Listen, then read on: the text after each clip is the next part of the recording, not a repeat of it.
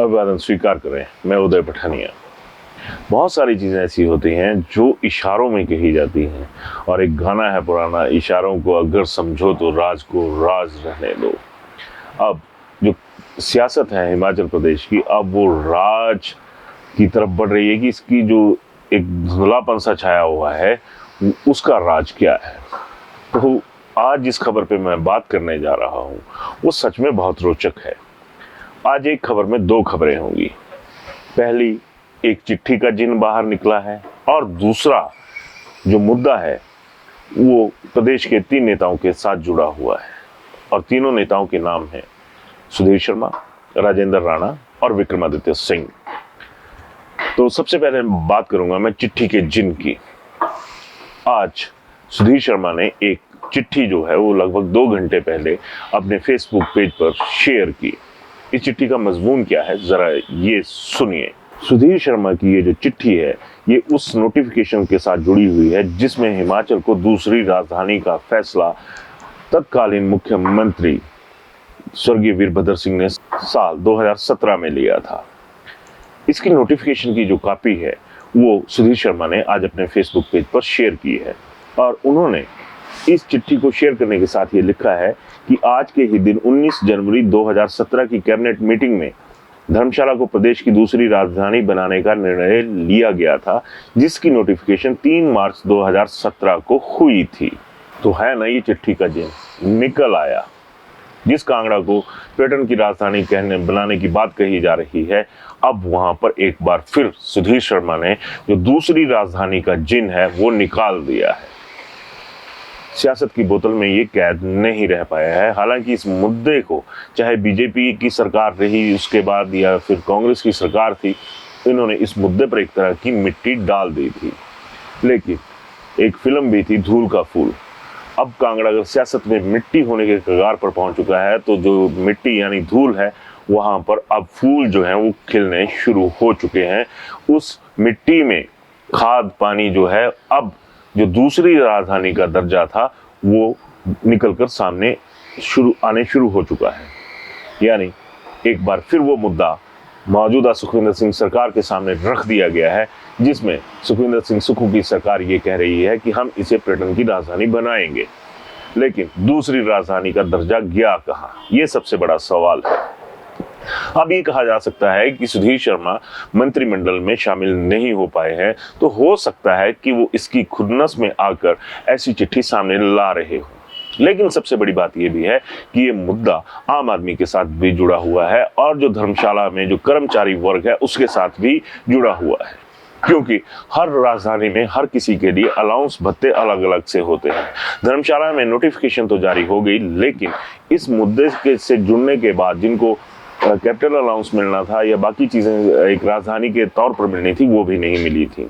और उसके बाद काफी अरसे तक तो छोड़िए, अभी तक ये मुद्दा गरमाया हुआ है कि अगर इसको दूसरी राजधानी का दर्जा धर्मशाला को दिया गया था तो ये नोटिफिकेशन तक ही सीमित क्यों रहा।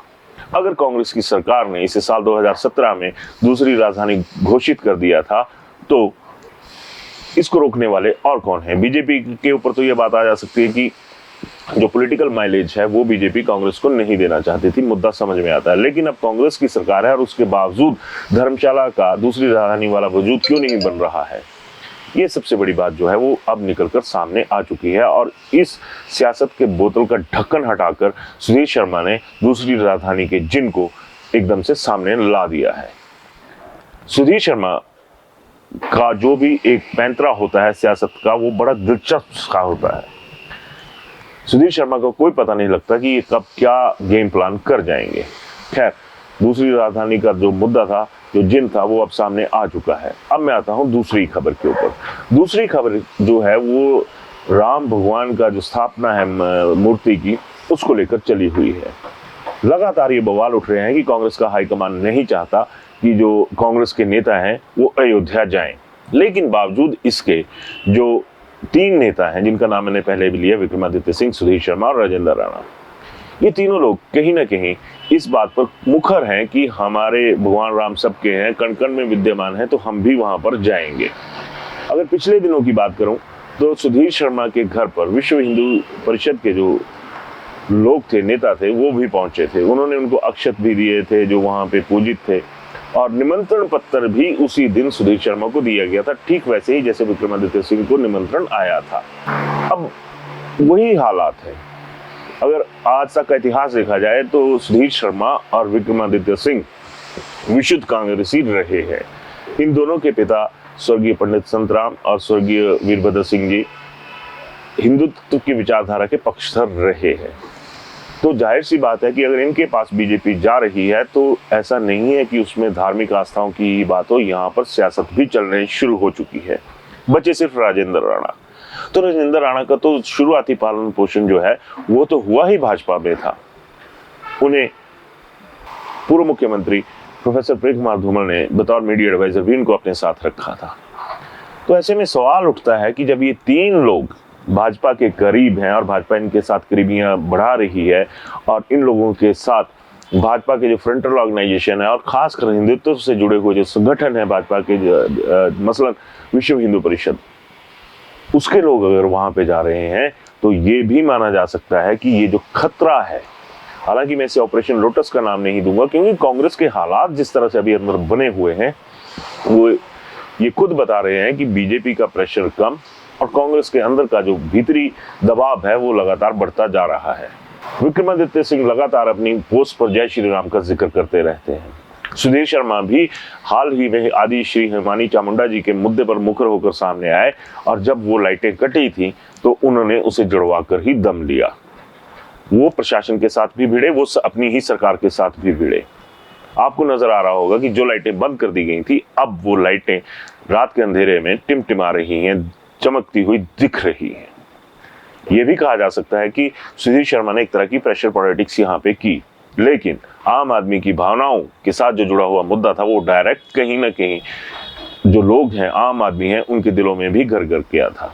और सुधीर का जो ये कदम था इसका फायदा भी उन्हें सियासी तौर पर मिला है, क्योंकि बीजेपी के उस आंदोलन की हवा भी सुधीर शर्मा ने एक झटके में निकाल के रख दी जिसमें वो एक आंदोलन खड़ा करने के लिए तैयार थे। सुधीर शर्मा लगातार हिंदुत्व से जुड़ी हुई बातें, आस्था से जुड़ी हुई बातों पर मुखर है। ये चित्र देखिए, यहाँ पर आपको नजर आ रहा होगा जो चामुंडा जी का मंदिर है मुख्य सड़क मार्ग पर, उसका है। इन दिनों इस मंदिर के पुनर्निर्माण का काम चला हुआ है, लेकिन सूचना ये है कि इस मंदिर के लिए बजट ही नहीं बचा है, और सूचना ये भी है कि इसके निर्माण के लिए, अगले निर्माण के लिए बकाया किसी मंदिरों से लोन उठाया जाए और उसकी किश्त अदा कर दी जाए।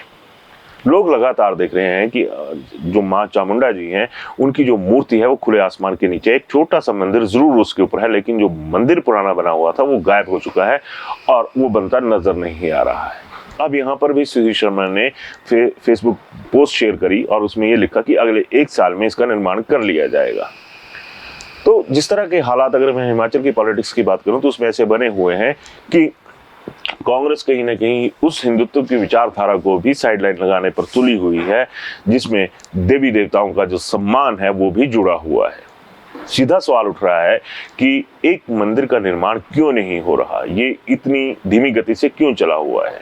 सूचना तो ये भी है कि अभी तक जो ठेकेदार इस काम को कर रहे हैं वो श्रद्धापूर्वक इस काम को आगे बढ़ा रहे हैं। उन्होंने अभी तक सरकार से कोई पैसा नहीं मांगा है या मंदिर प्रबंधन से कोई पैसा नहीं मांगा है। तो ये तमाम चीजें जो सियासत के साथ और धर्म के साथ चलती हैं और जिनको चलाने के आदि हमारे नेता भी हैं, वो इसको लगातार खींच रहे हैं। तो ऐसे में सुधीर शर्मा का 2 दिन पहले ही ये पोस्ट डालना कि 1 साल के अंदर ये बन जाएगा, तो कहीं ना कहीं मंदिर जब बनेगा तब बनेगा, लेकिन सरकार के ऊपर भी एक तरह का प्रेशर आ चुका है कि इस मंदिर को बनाना पड़ेगा, क्योंकि आस्थाएं बड़ी फैली हुई होती हैं और बड़ी गहरी होती हैं। तो गहराई की चोट तो कहीं ना कहीं होती अब कांगड़ा की सियासत में आने शुरू हो चुकी है।